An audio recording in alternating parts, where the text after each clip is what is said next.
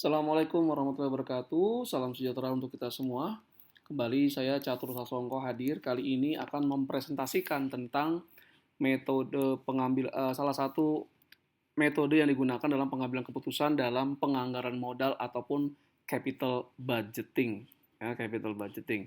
Kali ini saya akan bahas tentang metode accounting rate of return, atau metode tingkat imbal hasil akuntansi. Oke, kita mulai ya. Metode accounting rate of return itu termasuk dalam model yang non-diskonto. Non-diskonto berarti metode accounting rate of return tidak memperhitungkan time value of money atau nilai waktu dari uang. Jadi metode model non-diskonto itu ada payback period yang sudah saya jelaskan di video sebelumnya.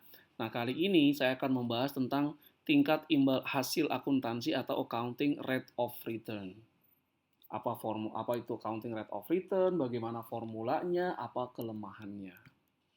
Ya, jadi kita fokus ke accounting rate of return.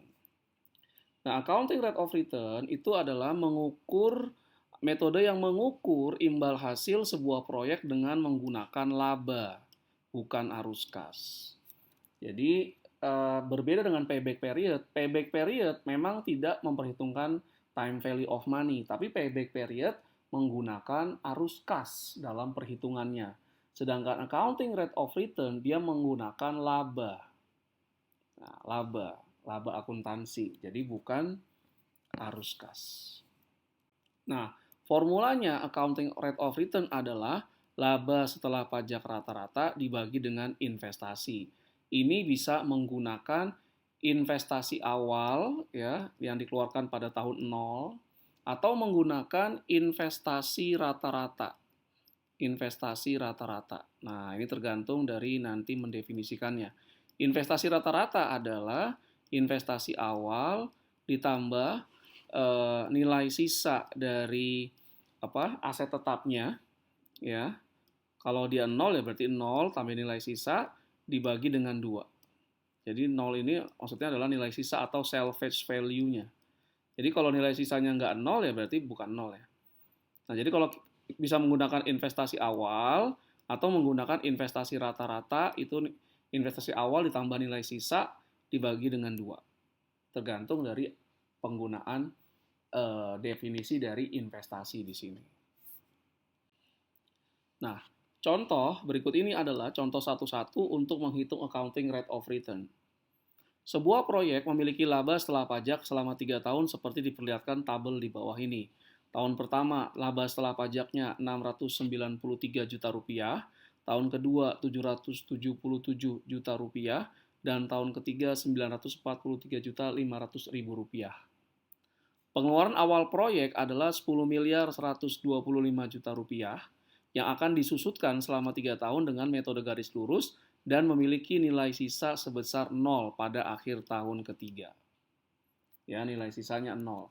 Nah, di sini investasinya adalah investasi awal pembelian aset ini ya dan lain-lain 10 miliar 125 juta ditambah nilai sisanya ini 0 dibagi dengan 2. Jadi kita menggunakan investasi rata-rata.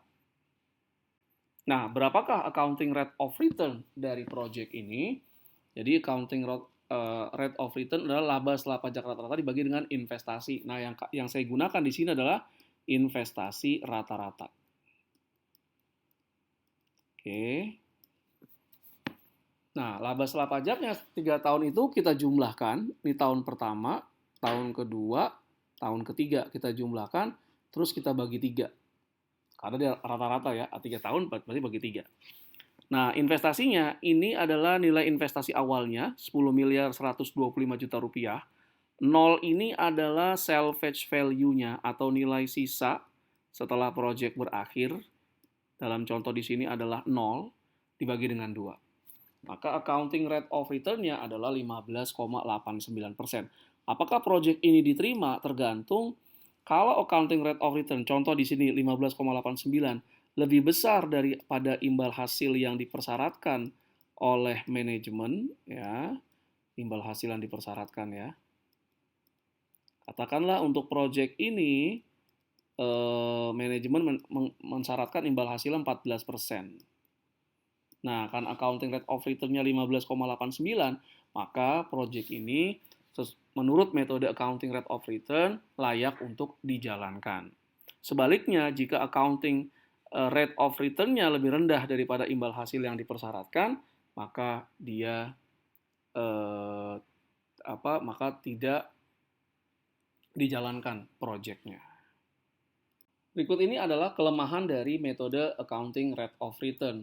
Yang pertama, dia mengabaikan nilai waktu dari uang, time value of money, seperti layaknya payback period. Padahal kita tahu uang yang diterima 1 tahun ke depan, ya, katakan misalnya 100.000, nilai sekarangnya, nilai saat ininya bukan 100.000, ya, di bawah 100.000. Nah, accounting rate of return dia mengabaikan nilai waktu dari uang atau time value of money. Kemudian yang kedua, accounting of return itu menggunakan laba, bukan arus kas. Laba tergantung dari berbagai hal, ya, metode akuntansi yang digunakan. Dari itu bisa arbitrer, bisa ya kadang-kadang memunculkan creative accounting dan sebagainya. Jadi arus kas lebih baik dalam menilai sebuah proyek jangka panjang daripada laba. Dengan demikian berakhir sudah pembahasan saya.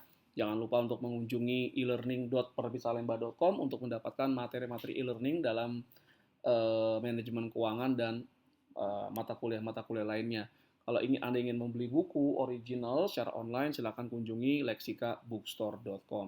Terima kasih atas segala perhatiannya. Mohon maaf jika ada berbagai kekurangan. Assalamualaikum warahmatullahi wabarakatuh. Salam sejahtera untuk kita semua.